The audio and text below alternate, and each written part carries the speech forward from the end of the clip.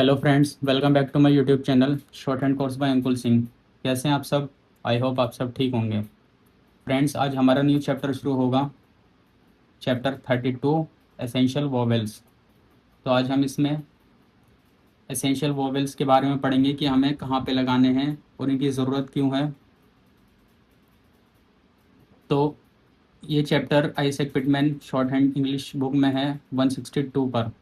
आप लोग बुक खोल लीजिए और पहले के जितने भी ग्राम लॉक्स और फ्रेसोग्राफी हैं उनके प्रैक्टिस करते रहिए। तो इस चैप्टर को शुरू करते हैं।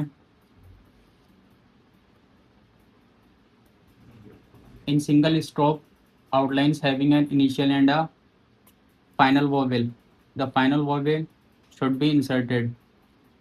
तो इस रूल में यह है कि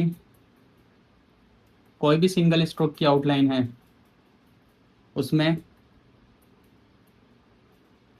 इनिशियल वोवेल होगा और फाइनल वोवेल होगा। मतलब उस स्ट्रोक में, उस आउटलाइन में पहले भी वोवेल होगा और उसके बाद भी वोवेल होगा कंसोनेंट के। तो उसमें क्या करेंगे, हम जो बाद वाला वोवेल होगा उसको हम इंसर्ट करेंगे। एग्जाम्पल्स के थ्रू समझते हैं। जैसे एरो, एरो के लिए हमने आर इस तरीके से ऊपर बना दिया। तो इसमें क्या है, आर से पहले भी वोवेल है, आर के बाद भी वोवेल है। तो इसमें जो बाद वाला वोवेल होगा हम सिर्फ उसी को इंसर्ट करेंगे, उसी को रिप्रेजेंट करेंगे। तो एरो। Next era. एरा में आर से पहले भी वोवेल है, बाद में भी वोवेल है। तो इसमें हम आर के बाद वाले वोवेल को इंसर्ट करेंगे, पहला वोवेल हमें लगाना ज़रूरी नहीं है। लेकिन एक बात ध्यान रखनी है, जो हमारा पहला वोवेल होगा उसी के अकॉर्डिंग आउटलाइन हम बनाएंगे, उसकी प्लेसिंग। जैसे above the line, on the line. Second place का वोवेल है फर्स्ट प्लेस का वोवेल है ए, तो हमने अबव द लाइन बनाई है। तो ध्यान रखना, फॉलोइंग वोवेल जो होगा हमारा फाइनल वोवेल, हम वो ही इंसर्ट करेंगे। और जो हमारी आउटलाइन बनेगी वो फर्स्ट वोवेल के अकॉर्डिंग बनेगी, जैसे इसमें ए है। नेक्स्ट एग्जांपल देख लेते हैं। एको। तो ये हमारे सेकंड प्लेस का वोवेल है, तो हम के यहाँ पर बनाएंगे। के पहले ई है और बाद में भी ओ है, तो हम इस वोवेल को नेग्लेक्ट कर देंगे और हम ओ वाला वोवेल इसमें इंसर्ट करेंगे इस तरीके से। तो हमें फाइनल वोवेल इंसर्ट करना है instead of initial vowel. Second rule देख लेते हैं। An outline should be written in position notwithstanding that it has an initially or a finally joined diphthong sign। तो इस रूल में ये बताया गया है, जो हमारी आउटलाइन होगी उसमें अगर डिप्थोंग लगा होगा इनिशियल में या फाइनल में, तो इसका मतलब ये नहीं कि हम डिप्थोंग के हिसाब से आउटलाइन बनाएंगे। हम जो फर्स्ट वोवेल होगा उसी के हिसाब से आउटलाइन बनाएंगे, पोजीशन उसकी फर्स्ट वोवेल के हिसाब से ही क्लियर करेंगे। तो जैसे एग्जाम्पल है आइसैक। आइसैक में हम इनिशियल में डिप्थोंग लगा है सैक, तो यहाँ पे फर्स्ट वोवेल लगेगा, तो इसलिए हम अबव द लाइन बनाएंगे। नेक्स्ट है रिव्यू।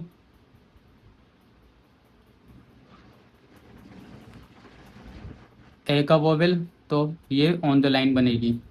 फर्स्ट वोवेल हमारा ए का है, तो ये सेकंड प्लेस का वोवेल है, तो इसलिए हम ऑन द लाइन बनाएंगे। और लास्ट में इसमें डिप्थोंग लगा है।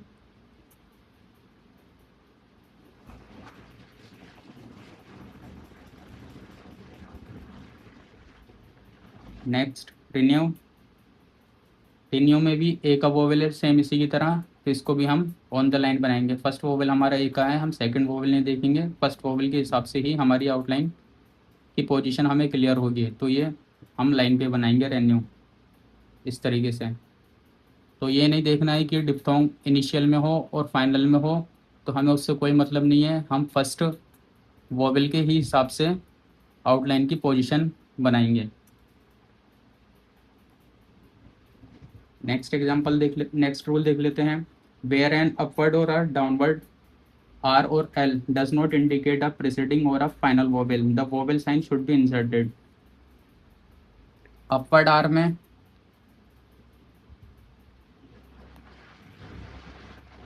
या डाउनवर्ड आर, अपवर्ड एल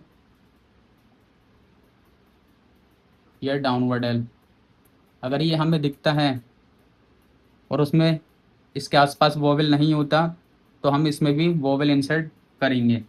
जैसे वर्ड है अराइट, तो हम इस तरीके से इसकी आउटलाइन बनाएंगे। तो अगर हम इसमें आई लगा दें तो इसको हम राइट भी पढ़ सकते हैं।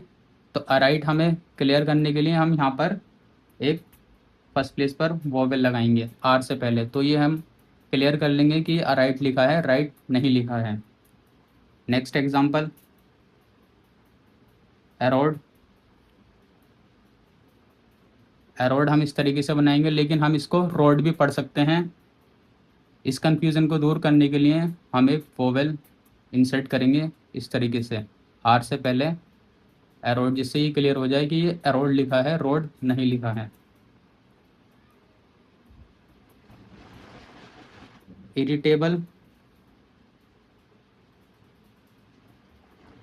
इरिटेबल इस तरीके से लिखा है, इसमें भी हम एक वोवेल इंसर्ट करेंगे आर से पहले आई का वोवेल, तो ये इरिटेबल हो जाएगा।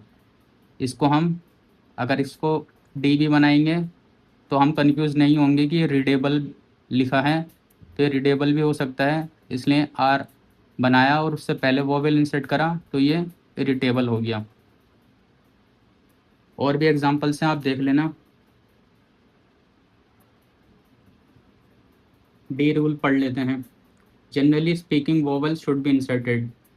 जो भी हम वर्ड्स बोलेंगे उसमें अगर वोवेल की क्लियर साउंड आती है तो वो हमें इंसर्ट करना पड़ेगा। जैसे वर्ड है ऑडिटर, तो हमें ओ की क्लियर साउंड आई तो इस तरीके से हम ओ का वोवेल इंसर्ट करेंगे।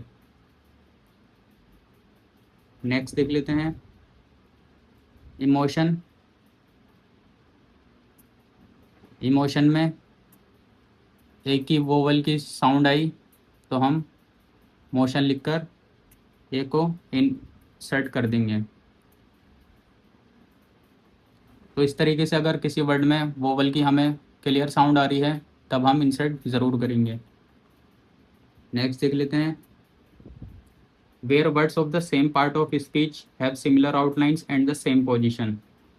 तो जो हमारे वर्ड्स होंगे जो सेम पार्ट ऑफ स्पीच के होंगे और उनकी आउटलाइन सेम बनेगी और सेम पोजीशन में होंगे, उनमें भी डिफरेंस पता करने के लिए हम वोवेल इंसर्ट करेंगे। जैसे वर्ड है अपार एंड पार। जो हमारा फार है ये एक एडजेक्टिव है और एडवर्ब भी है, और ये अफार जो है हमारा ये एक एडवर्ब है। तो ये दोनों वर्ड जो हैं सेम पार्ट ऑफ स्पीच के हैं, दोनों में एडवर्ब कॉमन है, ये दोनों एडवर्ब हैं, तो इनकी आउटलाइन भी सेम बनेगी इस तरीके से। अब इन दोनों में कन्फ्यूज़न होगा कि हमने फार लिखा है या अफार लिखा है, तो इसमें हम डिफरेंस पता करने के लिए कि हम अच्छे से पढ़ लें, लेजिबल हो जाए, तो इसके लिए हम अफार में इस तरीके से एक वोवेल इंसर्ट कर देंगे। तो यही रूल है, इसमें ये बताया गया है कि अगर कोई सेम पार्ट ऑफ स्पीच का वर्ड होगा और सिमिलर आउटलाइन होगी और सिमिलर पोजीशन, तो हम उसमें भी वोवेल इंसर्ट करेंगे जैसे हमने इसमें करा है। अब फार में हम इधर लगाएंगे। नेक्स्ट रूल देख लेते हैं where a word is unfamiliar और unfamiliar in the special sense in which it is used. जैसे हम कोई भी मैटर लिख रहे हैं, I would like to draw the attention of the honourable minister Nirmala Das. तो इसको हम शॉर्ट हैंड में लिखेंगे अब इस तरीके से, I would like to draw the attention of the honourable minister. अब ये वर्ड अनफेमिलियर है, एक अनजान वर्ड है। ये सब वर्ड्स जो हैं इस सेंटेंस में, जो वर्ड यूज़ हुए हैं पार्लियामेंट्री स्पीच के हैं, लेकिन ये अनफेमिलियर वर्ड आ गया, ये अनजान वर्ड है। तो हमारा हाथ यहाँ पे रुक जाएगा। ये वर्ड लिखने के लिए भी हम इस तरीके से हमने निर्मला दास लिख दिया। यहाँ तक तो हमने ठीक लिखा, I would like to draw the attention of the honourable minister. यहाँ पे अनफेमिलियर वर्ड देखकर हमारा हाथ रुक जाएगा। तो जब हम डिक्टेशन को लिखने के बाद ट्रांसक्राइब करेंगे तो हमें समझ नहीं आएगा ये हमने क्या लिखा है। तो इसके लिए इन वर्ड्स में अनफेमिलियर जो वर्ड्स होंगे इसमें भी हम वोवेल इंडिकेट इंसर्ट करेंगे। तो इससे हमें पता चल जाएगा कि ये निर्मला दास लिखा है। और ऐसे वर्ड जो प्रॉपर नाउन हो उसके नीचे एक हम हल्का सा डैश बना देंगे, डबल टिक। तो जो अनफेमिलियर वर्ड होंगे उनमें भी हम वोवेल इंसर्ट करेंगे। अगर हम इस तरीके से लिखेंगे तो इसको हम नॉर्मल भी पढ़ सकते हैं, नॉर्मली भी। तो हम ये नॉर्मल और नॉर्मली ये गलत पढ़ने से हम बच जाएंगे। तो इसलिए हम यहाँ पे वोवेल लगा देंगे तो हमें पता चल जाएगा ये निर्मला दास लिखा हुआ है। तो ध्यान रखना, इस तरीके से अगर अनफेमिलियर वर्ड है तो उसमें भी हमें वोवेल इंसर्ट करना है। वैसे I would like to draw the attention of the honourable minister, इतना पार्ट जो है हम इसकी फ्रेसोग्राफी बनाएंगे तो हम इस तरीके से एक बार में भी लिख सकते हैं, I would like to draw the attention of the honourable minister. ये सही है, आप प्रैक्टिस कर लेना इसकी। नेक्स्ट देख लेते हैं, where an outline has been written incorrectly, badly और in the wrong position, in which case the insertion of a vowel is the quickest way of making the outline legible. अगर हम कोई आउटलाइन, किसी word की outline हम जल्दीबाजी में गलत लिख देते हैं और गलत पोजीशन पे उसको बना देते हैं, लेकिन अगर हम उसमें वोवेल इंसर्ट करते हैं तो वो वोवेल इंसर्ट करने का तरीका हमारा सबसे तेज़ होगा कि हम उसको पढ़ लें। जैसे वर्ड है पोजीशन, तो इसको हम गलत आउटलाइन बनाएंगे, हम इस तरीके से यहाँ पे लिख लेंगे पोजीशन।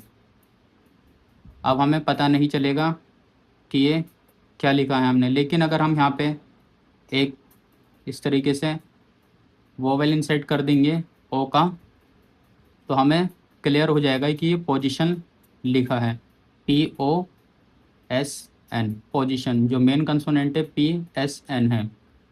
तो इस तरीके से, वैसे तो पोजीशन यूँ लिखा जाता है। तो ध्यान रखें, अगर कोई आउटलाइन जल्दीबाजी में आप ऊपर नीचे गलत प्लेस पे बना देते हैं तो उसमें वोवेल इंसर्ट ज़रूर करें, वो पढ़ने में हमें आसानी होगी। तो ध्यान रखना है। नेक्स्ट रूल देख लेते हैं, it is also advisable to vocalise as fully as possible. और अगर आपको अपनी आउटलाइन पढ़ने में दिक्कत होती है तो लिखने के बाद ज़्यादा से ज़्यादा पढ़ने की कोशिश करें। Next, where the subject matter is unknown. अगर कोई सब्जेक्ट मैटर अननोन है, जिसे आप नहीं जानते मैटर को, तो उसमें भी ज़्यादा से ज़्यादा आप वोवेल इंसर्ट करें।